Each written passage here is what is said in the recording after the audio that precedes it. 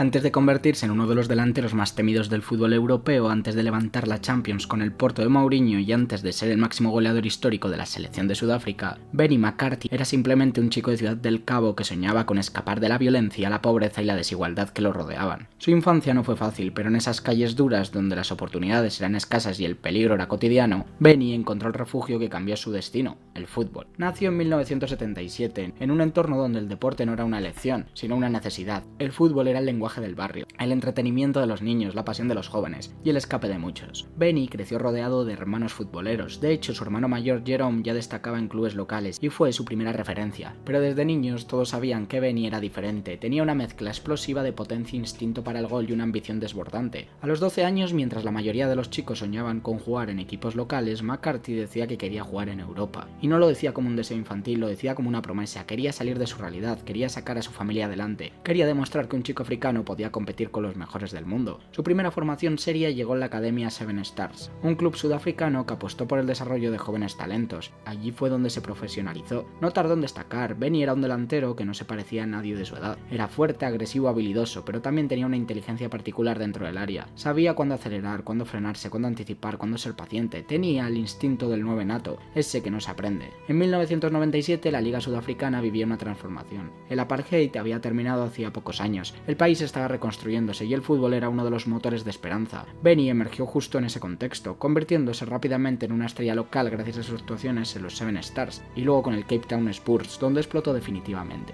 Su impacto fue tan grande que apenas unos meses después llamó la atención del continente entero, y en un movimiento que cambiaría su vida para siempre fue fichado por el gigante africano, el Ajax Cape Town, filial del Ajax de Ámsterdam. Ese paso fue clave. El club neerlandés llevaba años invirtiendo en Sudáfrica y buscaba talentos con proyección. Cuando vieron a Benny entendieron que tenían oro en bruto. Su performance en la filial africana fue tan dominante que en cuestión de meses el Ajax lo llevó a Europa. Para un joven de 20 años que venía del barrio más humilde de la Ciudad del Cabo, llegar a Ámsterdam, un mundo completamente distinto, fue un choque cultural enorme, pero también fue el lugar ideal para dar forma a su talento. En el Ajax aprendió disciplina táctica, movimientos colectivos, automatismos de ataque y también aprendió a convivir con jugadores de primer nivel. Sin embargo, Benny no era un jugador típico del Ajax, era más físico, más directo, más salvaje. Por eso no tardó en llamar la atención de equipos que buscaban un delantero potente, y ahí apareció el Celta de Vigo, que decidió apostar fuerte por él. Un fichaje inesperado para muchos, pero brillante para quienes conocían su potencial. Benny viajaba a España con una maleta llena de ilusiones y una certeza. Había llegado a Europa para quedarse. Nadie en Galicia sabía todavía que estaban recibiendo a un delantero que cambiaría su historia. Nadie imaginaba que ese chico que venía del fin del mundo iba a convertirse en uno de los goleadores más recordados del club. Nadie sabía que estaba a punto de explotar, pero Benny sí lo sabía, siempre lo supo desde niño.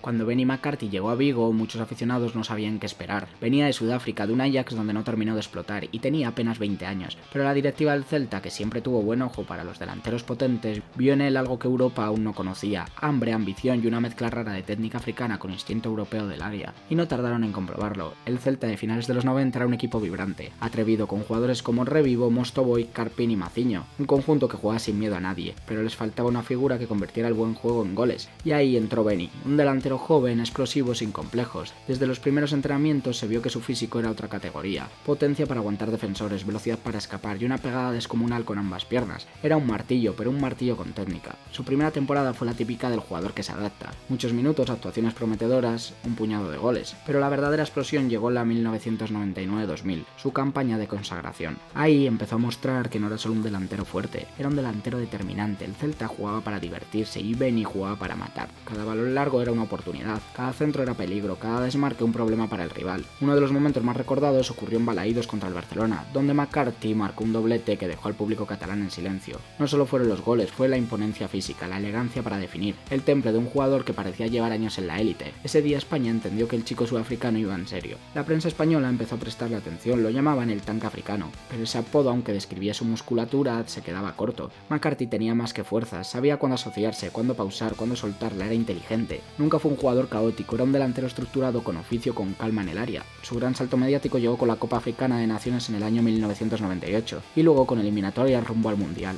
Benny no solo brilló, marcó goles decisivos, lideró a su selección y puso el nombre de Sudáfrica en el mapa futbolístico global.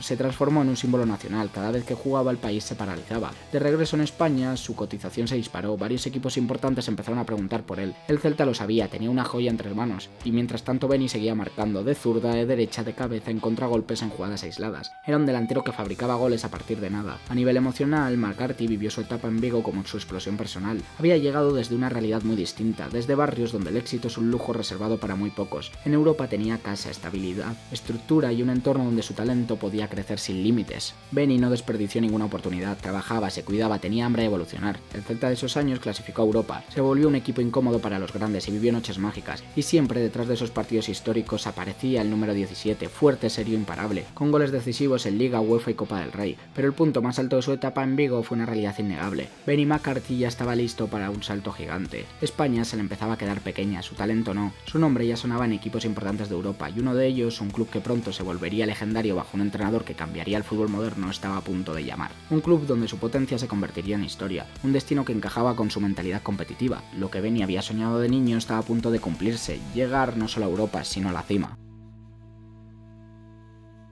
Cuando Benny McCarthy dejó el Celta, parecía que su carrera seguiría el camino lógico de cualquier delantero que empieza a llamar la atención en Europa. Un equipo grande, un salto a una liga superior, una evolución natural. Pero lo que ocurrió fue mucho más grande que eso. Lo que ocurrió fue José Mourinho. Y cuando un delantero con hambre se cruza con un entrenador obsesionado por ganar, nacen historias legendarias. El Porto de principios de los 2000 estaba construyendo una de las máquinas competitivas más perfectas de la época. Un equipo ordenado, disciplinado, agresivo, que jugaba con una intensidad que Europa no estaba preparada para soportar. Y Mourinho, que veía el fútbol con una visión casi quirúrgica, buscaba un delantero diferente, uno que pudiera aguantar, que pudiera definir, que trabajara para el equipo, pero también uno que tuviera instinto asesino dentro del área. Cuando Benny llegó cedido al Porto la temporada 2001-2002, muchos lo vieron como un movimiento menor, un delantero que venía de la liga sí, pero no como una superestrella mediática. Lo que nadie sabía era que desde su primera charla con Mourinho la química sería instantánea. Mou entendió a McCarthy de inmediato: necesito que seas el depredador del área, lo demás déjamelo a mí. Y así fue. En su primer año marcó goles importantes, pero su impacto verdadero llegaría la temporada 2003-2004, cuando Porto dominó Portugal y conquistó el mundo. Ese equipo tenía a Deco, Maniche, Carvalho, Costina, pero necesitaban un finalizador, un ejecutor. Benny fue ese hombre. La liga portuguesa lo sufrió como pocos. Su potencia física combinada con su precisión en el remate lo convirtió en un delantero de élite. Marcaba de zurda, de derecha, de cabeza, fabricaba goles en situaciones donde parecía no haber espacio. Muchos defensores portugueses contaban que marcarlo era como chocar contra un tren en movimiento. No solo era fuerte, sino que además sabía usar su cuerpo como pocos africanos de su época. Pero su consagración definitiva llegó en la competición que define a los grandes delanteros, la Champions League. En la edición 2003-2004, McCarthy fue un arma letal para Mourinho. El partido que cambió su vida ocurrió en los octavos de final contra el Manchester United. En la ida, en Oporto, McCarthy marcó dos goles espectaculares. El primero un remate cruzado imparable, el segundo un cabezazo de puro instinto. Aquella noche hizo temblar a un gigante europeo. Aquella noche Europa entendió que ese delantero africano no estaba de paso, había venido a hacer historia. Su aporte fue fundamental para que Porto avanzara y aunque no marcó en todos los partidos, su presencia condicionaba defensas completas. Abría espacios, intimidaba, desgastaba a los centrales. Era exactamente lo que Mourinho necesitaba. Un delantero que hacía que el sistema funcionara. El Porto eliminó al United, luego aplastó al Lyon, derrotó al Deportivo en semifinales y llegó a la final contra el Mónaco. Aquel 26 de mayo de 2004, el fútbol africano tocó una cima histórica. Benny McCarthy levantó la Champions League, convirtiéndose en uno de los pocos jugadores sudafricanos en hacerlo. Para Benny, el título no fue solo un logro deportivo, fue la representación perfecta de todo lo que había soñado de niño. Salió del barrio más humilde, llegó a Europa sin promesas, se adaptó, luchó, lloró y terminó levantando el trofeo más prestigioso del mundo del fútbol. Tras la Champions, McCarthy vivió sus últimos grandes momentos con Porto, marcando goles, siendo querido por la afición y consolidándose como uno de los mejores delanteros africanos de su generación. Su figura creció incluso fuera de Portugal, lo que lo llevó a su siguiente gran aventura, la Premier League. Allí demostraría que su historia no tenía límites, que su instinto seguía vivo, que el tanque africano aún tenía balas por disparar y que su legado estaba lejos de haber terminado.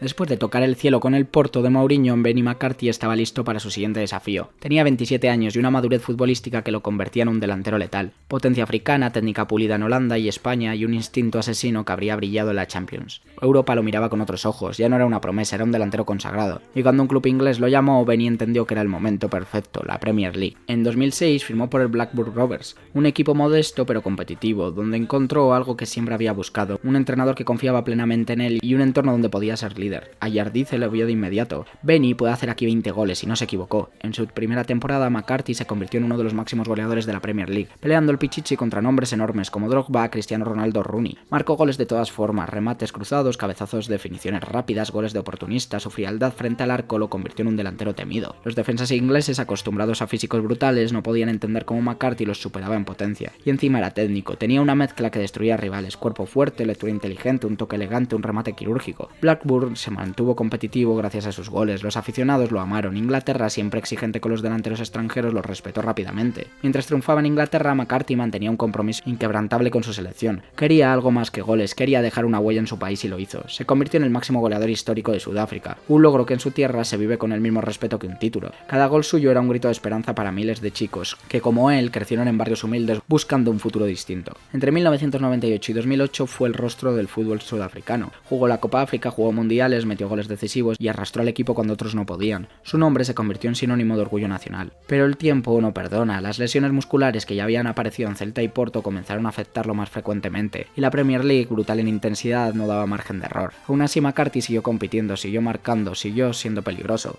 hasta que llegó su fichaje por el West Ham United, un movimiento que en teoría prometía, pero que terminó siendo uno de los capítulos más difíciles de su carrera. El físico empezó a pasar factura, perdió velocidad, perdió continuidad y sobre todo perdió la titularidad. Los goles dejaron de llegar, y con ellos las críticas. Los tabloides ingleses no tardaron en señalar su bajón físico. Fue un periodo duro donde Benny tuvo que enfrentarse al dilema más cruel de cualquier delantero, cuando el cuerpo ya no responde como la mente quiere. En 2011 tomó una decisión emocional, volver a Sudáfrica, al Orlando Pirates. Quería cerrar su carrera donde había empezado todo, cerca de su gente, y sorprendentemente aún le quedaba magia. Marcó goles importantes, ganó títulos y se convirtió en un líder para los jóvenes. Su retiro no tuvo el glamour europeo ni el ruido mediático, pero tuvo algo más valioso, la gratitud de un país y el respeto de un continente que lo considera uno de los mayores ídolos. Benny McCarthy dejó una huella profunda, uno de los mejores delanteros africanos de su generación, campeón de Champions, símbolo de Sudáfrica, goleador en 3 ligas importantes, inspiración para miles de niños africanos. Su historia no fue perfecta, tuvo altibajos, lesiones, peleas internas, pero fue real, fue humana y fue épica. Benny no solo jugaba al fútbol, luchaba contra su destino y lo venció. Porque hay jugadores que hacen historia y otros que inspiran. Benny McCarthy hizo las dos cosas.